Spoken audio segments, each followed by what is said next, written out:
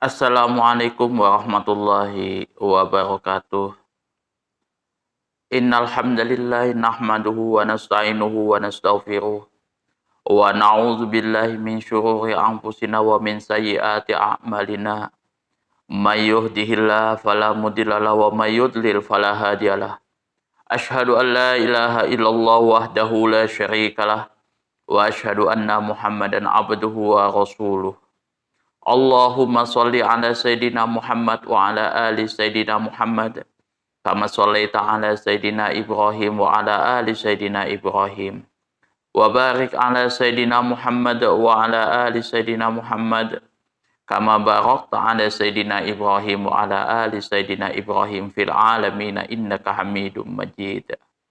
Rabbi shrah li sadri wa yassir li amri wahlul 'uqdatam min lisani yafqahu qawli. Amma ba'du. Hadirin hadirat kaum muslimin wal muslimat yang dirahmati oleh Allah Subhanahu wa taala. Pada kali ini kita akan membahas tentang hal-hal yang membatalkan wudu, dan pembahasan ini tidak sepanjang yang video-video sebelumnya atau nanti video yang setelahnya, karena video yang setelahnya itu, setelah pembahasan ini, kita akan membahas tentang orang yang bertayamum untuk orang yang sakit. Jadi bertayamum itu kan pengganti bagi orang yang musafir, yang banyak dijelaskan yang tidak ada air, yang memang dia di tempatnya di situ tidak ada air. Nah, nanti pembahasan yang lebih komplit itu untuk orang yang bertayamum atau mengusap mengusap perbannya, kayak gitu ya, bertayamum atau berwudu, mengusap perbannya, itu untuk orang yang sakit, yang mana dia tidak boleh tersentuh air, seperti itu.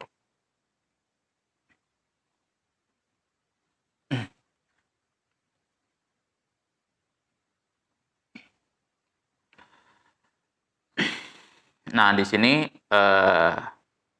kita akan fokus kepada pembahasan hal-hal yang membatalkan tayamum. Wallazi yubtilu tayammum salah satu asya. Dan hal-hal yang membatalkan tayamum itu ada 3 perkara. Ahaduha, salah satunya adalah kullu ma abtalal wudu'a, semua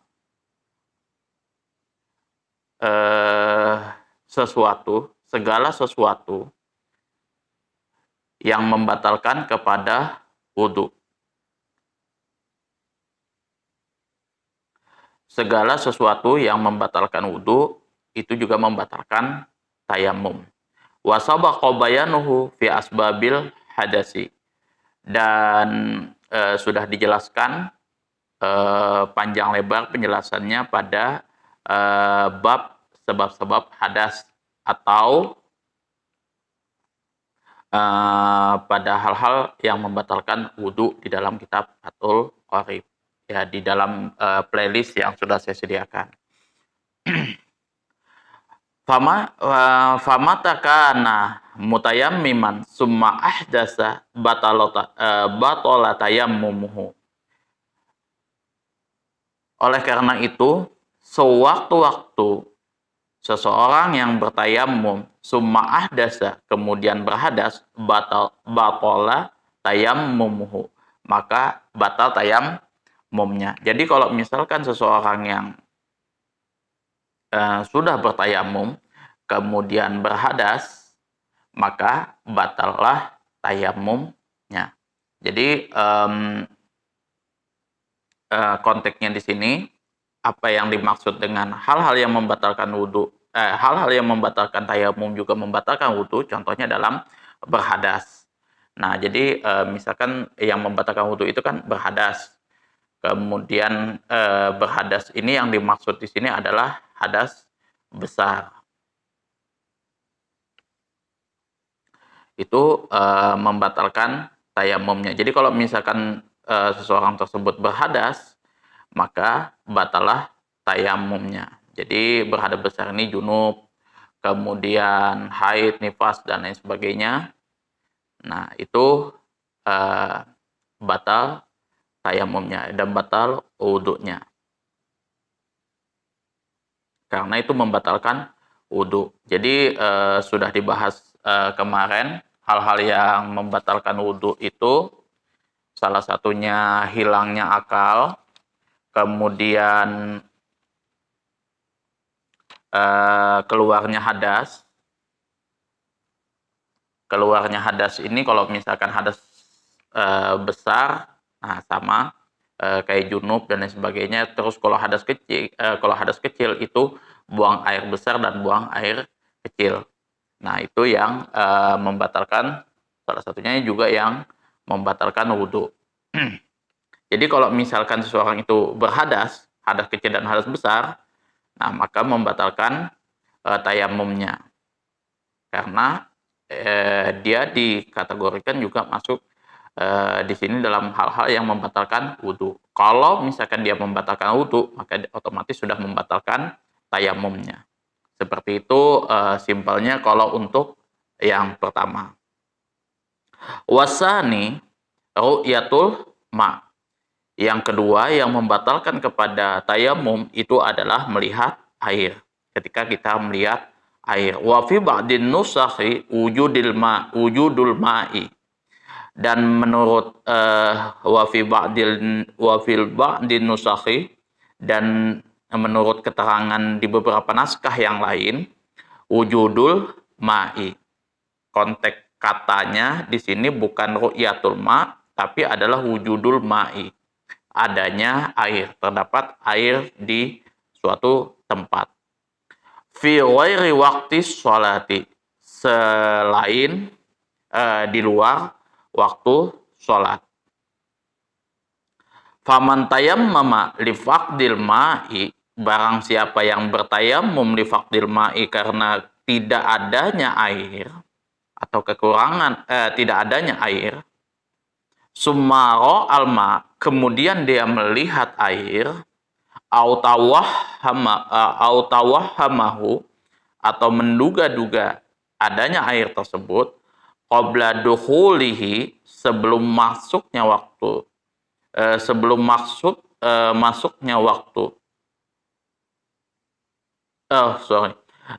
memulainya fis sholati, di dalam sholat, batalah tayammumuhu, maka batalah tayamumnya. Jadi misalkan kita sudah bertayamum dan lain sebagainya kayak gitu kan. Nah, sudah bertayamum selesai, kemudian ketika mau hendak mau mengerjakan sholat, kayaknya di sana tadi ada air deh. Nah, ketika dia ada dugaan seperti itu, maka batalah sholatnya. Atau misalkan ada orang dari sana berteriak, "Oi, ada air!" Nah, maka tayamumnya batal. Jadi harus wudhu, kemudian baru sholat. Ini kalau misalkan belum sholat. Sebelum sholat. Fa'in ro'ahu ba'da dukhulihi fiha, kalau misalkan fa'in ro'ahu ba'da dukhulihi fiha, kalau misalkan seseorang tersebut melihat sesudah memulai tayamumnya fiha, pada waktu sholat, di dalam sholat, wa kanati sholatu mimma, maka adapun sholatnya tadi mimma, dari sesuatu, la yasqutu farduha bitayammum, yang mana tidak membutuhkan qadha atau sholat yang mesti harus diulangi, sesuatu harus yang apa yang diqadha, bitayamum dengan tayamum, kasolati mukim seperti sholatnya orang bermukim, batolat fil hali, maka batal sholatnya pada saat itu. Jadi misalkan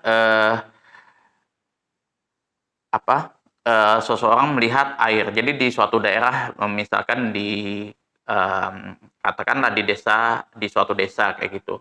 Nah, pada saat itu di desa tersebut terjadi musim kemarau. Nah, semua orang yang ada di desa itu mukim. Nah, karena tidak ada air maka tayamum. Nah, entah kenapa setelah sholat mereka menemukan air. Maka kalau menurut kitab ini, maka harus mengulangi sholatnya, batal tayamumnya dan mengulangi sholatnya. Au mimma yaskutu farduha bitayamum, atau sesuatu yang tidak membutuhkan untuk mengulangi atau mengkodok sholatnya bitayamum dengan tayamum, seperti kasolati musafir, atau seperti sholatnya seorang musafir. Fala tabtulu, maka sholatnya tidak batal. Jadi misalkan contoh lagi, kalau misalkan seseorang yang musafir, nah dia sudah bertayamum, kemudian selesai sholatnya, nah maka ketika dia melihat air, itu tidak membatalkan sholatnya, tidak membatalkan tayamumnya, kayak gitu. Jadi dia bisa lanjut perjalanan. Fardon kanatis sholatu au naflan. Baik itu ada sholat fardu ataupun sholat sunnah. Jadi seperti itu. Jadi saya simpulkan di sini, kalau misalkan dia bermukim, dia ganti wudhunya dengan tayamum, di mana di situ dia bertayamum karena orang yang bermukim di suatu daerah tersebut tidak ada air. Nah, ketika seseorang tersebut melihat air, nah melihat sudah selesai sholat nih, sudah bertayamum, sudah selesai sholat kayak gitu kan. Pada saat yang setelah itu dia melihat air misalkan kayak di sumur kayak gitu. Loh, kok ini ada air? Kayak gitu kan. Mungkin karena terlupa dan lain sebagainya. Nah, otomatis dia batal sholatnya, dia batal tayamumnya, dia ganti ulang. Kayak gitu. Jadi dia ganti ulang. Seperti itu.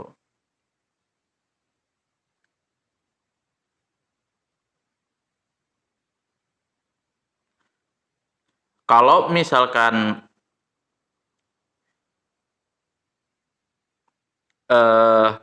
sebelum dia melakukan tayamum dan belum mengerjakan sholatnya, dia melihat air, maka otomatis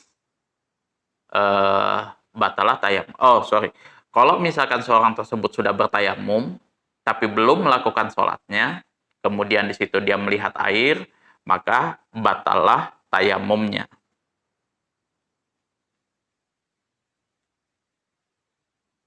Kalau misalkan seseorang yang bermusafir, nah ini bedanya kalau misalkan bermusafir, nah kemudian dia ini sudah bertayamum, kemudian sudah melakukan wudhu, sudah bertayamum, sudah selesai mengerjakan sholatnya, kemudian dia ini melihat air, jadi di perjalanan selanjutnya kayak gitu, di tengah perjalanan, misalkan dia melihat air, maka itu tidak membatalkan sholatnya kayak gitu. Dan juga tidak membatalkan tayamumnya, dan juga tidak harus mengulang sholatnya. Tapi kalau misalkan dia berwudu dan mengulang sholatnya, dia mendapatkan 2 pahala. Ini pembahasan yang ada di dalam kitab Fathul Qorib. Fa in kana tayammumu syakhsu limaradin wa nahwihi.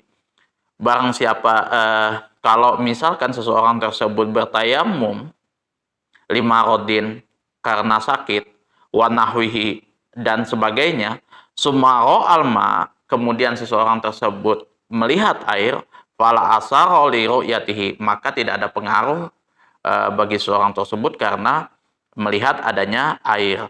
Bal tayammumuhu baqin bihalin, akan tetapi tayamumnya tadi tetap sah untuk sholatnya. Jadi misalkan seseorang tersebut tidak boleh nyentuh air, maka otomatis dia harus ganti dengan tayamum karena keadaan sakit, ya kan? Misalkan sakit apa dan lain sebagainya kayak gitu, atau tempat itu dingin, yang mana itu nggak apa, dia kalau misalkan dia ini maka akan hipotermia dan lain sebagainya. Nah, maka boleh dia mengganti dengan tayamum.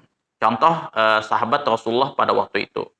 Nah, sahabat Rasulullah ini pernah bertanya di kalangan itu waktu itu musafir. Waktu kalau nggak salah waktu musafir kalau tidak salah. Nah, dia bertanya, ini waktunya dingin nih. Nah, sedangkan saya dalam keadaan junub, apakah saya boleh mengganti dengan tayamum? Dia kata, nggak boleh, itu harus mandi. Nah, pada saat dia mandi, dia meninggal. Nah, di situ Rasulullah marah, makanya mengatakan kepada sahabatnya pada waktu itu, jangan memberikan fatwa yang tidak kamu ketahui. Itu makanya dari sini akhirnya eh, timbullah pendapat ulama, hukum dari fikih dari ulama tentang kejadian itu, bahwa di dalam keadaan tertentu, keadaan darurat dan sebagainya seperti sakit, kemudian keadaan yang memang dingin, nah maka tidak jadi masalah diganti dengan tayamum. Meskipun dia sudah melihat air, maka tayamumnya tadi tetap tidak membatalkan, tidak batal, dan sholatnya tidak harus diganti. Wasalisu awiddatu, yang membatalkan tayamum juga adalah murtad. Wahia qat'ul Islam, yaitu terputusnya Islam, terputusnya keislamannya. Atau kalau misalkan di syarahnya itu yang dimaksud murtad di sini adalah kharaja minal Islam, keluar dari agama Islam. Nah, itu yang menjadi pandangan dari beberapa ulama. Itu kalau misalkan dia murtad, maka sudah membatalkan tayamumnya, wudhunya, sholatnya, dan lain sebagainya. Itu sudah selesai di situ. Itu. Jadi yang pertama, yang membatalkan tayamum adalah sesuatu yang membatalkan, semua yang membatalkan wudhu itu adalah otomatis juga membatalkan tayamum. Yang kedua, melihat air. Yang ketiga adalah murtad. Nah, ini semua yang membatalkan tayamum. Nah, kalau misalkan seseorang tersebut melihat, kalau misalkan seseorang yang bermukim tersebut, ini yang bermukim melihat air sebelum melakukan sholatnya, nah sebelum melakukan selesai bertayamum dan belum melakukan sholatnya, maka otomatis batal tayamumnya.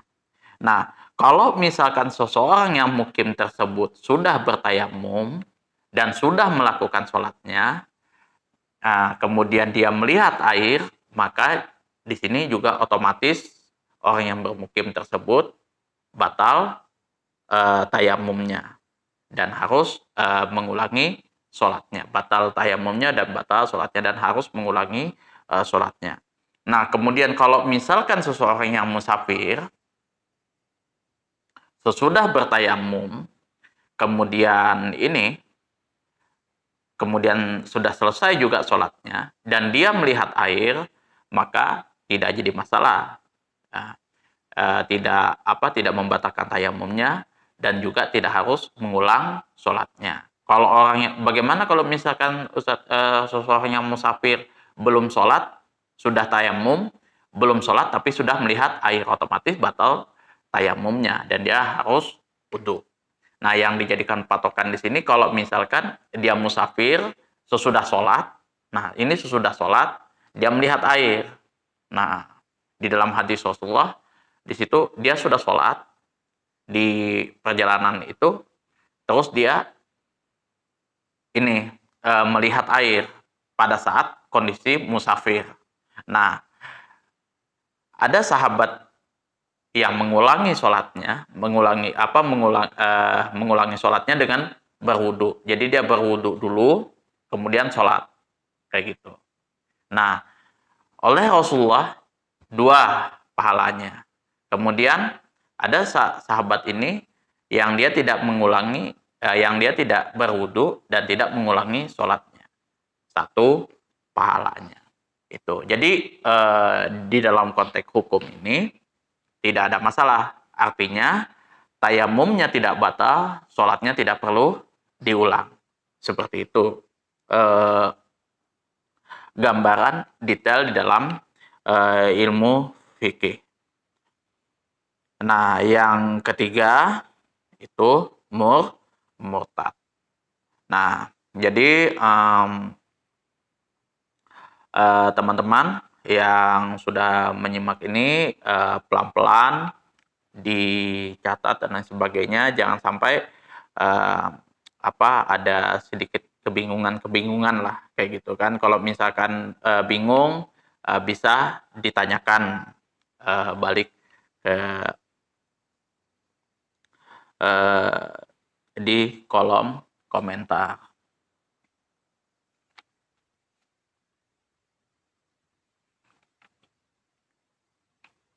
Nah, untuk Sohibul Jabair di sini orang yang menggunakan perban nanti akan dibahas lebih rinci di video selanjutnya, pembahasan kitab Fathul Qorib. Nah, ini dibahas secara rinci bagaimana urutan-urutannya, kemudian kayak gimana dia sistemnya dan lain sebagainya. Itu semua nanti dibahas secara detail di video selanjutnya. Karena tadi saya coba mau gabung membatalkan wudhu dengan pembahasan masalah perban bagi orang yang bertayamum, bagi orang yang sakit. Itu kayaknya durasinya agak terlalu panjang dan mungkin nanti agak ribet. Jadi nanti saya coba persimpel, dipersempit kayak gitu supaya teman-teman nanti bisa memahami dengan lebih mudah dan bahasanya pun juga bisa lebih mudah dipahami. Di sini juga saya juga merasa kekurangan juga waktu itu. Setiap saya membuat video karena jujur aja bahasa kitab dengan bahasa Indonesia sangat jauh berbeda. Itu sebabnya saya harus mempersiapkan kata per katanya seperti itu. Kemudian dibentuk kalimat yang pasnya seperti apa. Nah, itu sih kendala saya. Jadi memang saya juga biasa melihat referensi dari terjemah itu sendiri, buku terjemah dari kitab Fathul Qorib itu, supaya saya punya gambaran kalau misalkan terjemahan yang baik, susunan kata bahasa Indonesia yang baik seperti apa yang ada di dalam kitab Fathul Qorib ini. Itu memang kendala saya gitu. Kalau misalkan dia diterjemahkan ke dalam bahasa Jawa itu pas tepat. Jadi mubtada, khobar dan lain sebagainya dia pas kayak gitu. Kadang kalau misalkan kita menerjemahkan kitab ini, kalau ke dalam bahasa Indonesia, kalau misalkan diterjemahkan, misalkan mubtada'nya, misalkan kita ketahui ini mubtada'nya kullu ma abtalal wudu'a, misalkan seperti itu. Kullu ini misalkan mubtada, ma abtalal wudu'a misalkan khobarnya. Nah, nanti diterjemahkan ke bahasa Indonesianya seperti apa yang bagusnya. Nah, itu yang menjadi kendala saya di dalam membuat sebuah konten kitab Fathul Qorib tuh. Jadi memang nggak sembarangan kalau misalkan kita mengkaji kitab kuning seperti itu, terutama yang membahas tentang masalah ilmu-ilmu fikih. Itu saja yang dapat saya sampaikan, kurang dan lebihnya saya mohon maaf yang sebesar-besarnya. Apabila ada kekurangan-kekurangan, bisa dituliskan di kolom komentar. Nah, saya juga sudah sebutkan beberapa kendala-kendala saya, salah satunya yang tadi, masalah ilmu nahwu saya yang kurang, kemudian dari sisi tata bahasa dan lain sebagainya. Jadi, teman-teman bisa nanti, bantu kami di, kolom komentar, masukan dan kritisannya. Akhirul kalam, assalamualaikum warahmatullahi wabarakatuh.